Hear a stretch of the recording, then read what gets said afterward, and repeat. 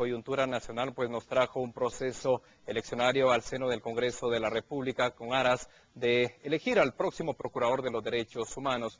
Un proceso bastante atípico en donde muchos fueron los aspirantes. En esta cuestión de postulación fueron seleccionados 3 de ellos que integraron esa terna y que esta semana precisamente fue electo ya el licenciado Jorge de León Duque como Procurador de los Derechos Humanos, a quien le damos la cordial bienvenida en el set de T13 Noticias. Muy buenas noches, bienvenido. Buenas noches, muchas gracias por la invitación. Bueno, licenciado, antes que nada, pues felicitarlo por esta elección que se acaba de dar al seno del Congreso de la República. Sabemos que los retos pues son innumerables, sabemos de las deficiencias que adolece la institución, pero también sabemos de la capacidad de la propuesta que ahora pues usted tendrá pues a bien encaminar junto a su equipo de trabajo. Así que quisiéramos empezar conociendo cuáles van a ser precisamente esas propuestas, esas acciones iniciales que usted tendrá que implementar a lo largo de estos 5 años. Muchas gracias. De nuevo, gracias y un saludo a toda la audiencia de Telecentro 13. En primer lugar, el reto administrativo que significará hacer un análisis de cómo está la institución, de perfiles de algunos de los puestos, de salarios, incluyendo el del propio procurador, y esa será una primera tarea. Y luego lo que he manifestado en mi plan de trabajo en 3 ejes fundamentales. El primero, fortalecer la unidad de atención especial a la víctima. Parte de esa percepción lamentable que existe hoy en la ciudadanía guatemalteca, en el sentido que el Procurador de los Derechos Humanos únicamente defiende al delincuente, encuentra fundamento precisamente en eso, porque hoy el mismo delincuente lo primero que hace al momento de ser detenido es pedir a gritos la presencia del Procurador. Y creo que lo que es importante es que el Procurador de los Derechos Humanos manifieste su apoyo, su acompañamiento a la víctima, que es quien ha sufrido precisamente el impacto de la violación a su derecho humano.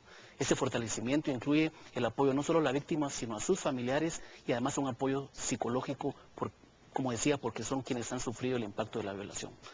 Otro tema fundamental es una gestión eminentemente preventiva. Históricamente la gestión del procurador ha sido de reacción.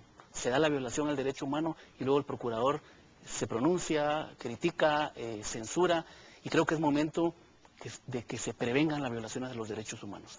Y para ello estoy proponiendo que haya muchísima alianza interinstitucional con sector público y sector privado para que juntos, en armonía, con la misma finalidad y el mismo objetivo, se eviten las violaciones a los derechos humanos. Sobre todo los llamados derechos de segunda generación, que son los derechos económicos, sociales y culturales, es decir, salud, vivienda, trabajo, educación, que son sin lugar a dudas las causas de esta sociedad tan convulsionada y violenta como en la que hoy vivimos. Y el tercer eje, y no por ello menos importante, es el fortalecimiento de las auxiliaturas departamentales. Hoy hay identificados muchísimos puntos de conflictividad y mi propuesta es, y es lo que empezaremos a hacer a partir de agosto, convertir esas auxiliaturas en centros de mediación comunitaria. Es importante la capacitación del personal de auxiliaturas para que sea antes de que se den esos graves conflictos que en el peor de los casos terminan con pérdidas de vidas humanas, y que pueda ser el procurador precisamente quien medie en estos casos. Básicamente esos serían los 3 ejes programáticos de la nueva gestión al frente de la Procuraduría de los Derechos Humanos. Nos habla sobre la prevención y eso es algo que ha quedado muy de lado al respecto de la Procuraduría de los Derechos Humanos. Creo que un buen rol sería las auxiliaturas que están en el interior del país, pero también es fundamental la participación que tiene la sociedad civil. ¿Han ustedes tomado ya en cuenta esto? Sí, por supuesto. De hecho, hace unos días, al recibir esa honrosa elección de parte del Congreso de la República, hice una invitación pública, incluso a sociedad civil, para que juntos trabajemos. Lo he dicho en innumerables oportunidades. Cuando el horizonte es el mismo, la sociedad civil debe estar presente. Solicito un acompañamiento con propuestas serias, proactivamente, porque esa tarea nos corresponde a todos los guatemaltecos.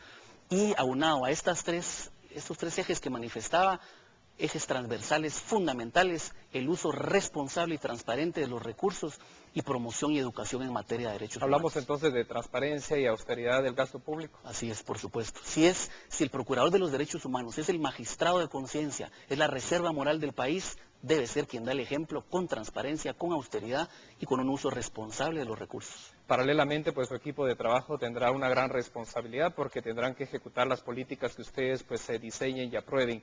Respecto a ello, usted ya ha delimitado pues acciones paralelas para poderlas llevar a cabo en el corto plazo, sobre todo en los 3 ejes que usted nos ha manifestado? Sí, vamos a iniciar desde los primeros días de la gestión, digamos últimos de agosto, con el tema de la capacitación en las auxiliaturas.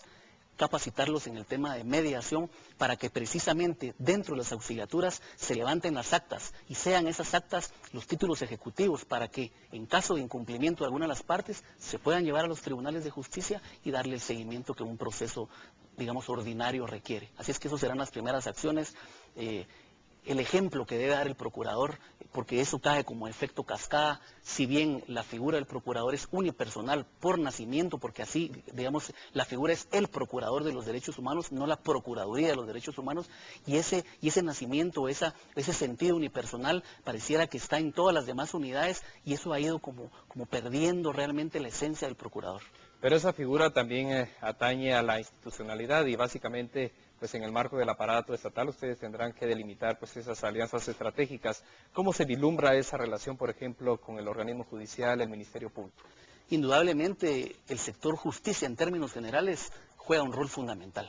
Un país en el que el 98% de impunidad nos acompaña tristemente en este país, pues debe tener una alianza estratégica con el Procurador de los Derechos Humanos. Hoy contamos con una fiscal general de altos quilates y eso hay que aprovecharlo. Ella está muy comprometida con el tema de los derechos humanos y haremos indudablemente alianzas para el respeto de los derechos humanos, para capacitar incluso a funcionarios en el tema de derechos humanos e iniciar esa promoción y divulgación que es fundamental, porque el guatemalteco no puede defender ni puede creer en algo que no conoce y que no tiene ni la menor idea de qué son. Ahora bien, ¿cómo superar la burocracia o revertir esos índices de los cuales usted nos habla, un 95, 98%, por ejemplo, de casos engavetados que no se logran resolver en las instancias judiciales? ¿Cómo la Procuraduría de los Derechos Humanos pues puede agilizar y que la ciudadanía pues tenga esa garantía de que sus derechos y la justicia están bien aplicados? Es importante aclarar que las funciones del procurador están claramente delimitadas y distinta es la función judicial de la función estrictamente del procurador de los derechos humanos. En lo que corresponde al procurador es eminentemente la violación a los derechos humanos, pero propiamente dicho, el término justicia corresponde precisamente al sector justicia.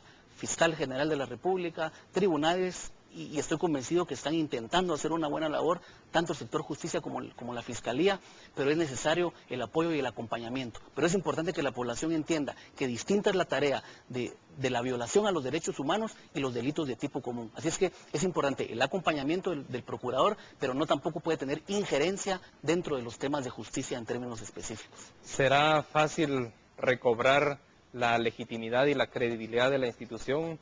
Pues la ciudadanía guatemalteca lo ha percibido así, una imagen bastante dañada en los últimos años y ahora pues le tocará a usted pues tratar de revertir y generar esa confianza de la ciudadanía. ¿Será tarea fácil? No, definitivamente no. Estoy convencido que será una tarea ardua, una tarea que deberá iniciar, como lo vuelvo a decir, con ejemplo, con actitudes distintas, con muchísima divulgación, con muchísima conciencia y sobre todo con un acompañamiento responsable de la sociedad civil, de los grupos de derechos humanos, el apoyo y el respaldo de los medios de comunicación que hacen una labor extraordinaria, pero indudablemente es una tarea difícil de realizar porque es casi vox populi que la institución del procurador genera rechazo en la población y esta va a ser una tarea que estoy convencido y con mucho entusiasmo en que la vamos a cambiar y esa percepción será distinta. Bueno, así que hemos podido compartir ya sobre los retos que enfrenta la institución y por supuesto cuáles serán esas principales acciones. De nuevo le recordamos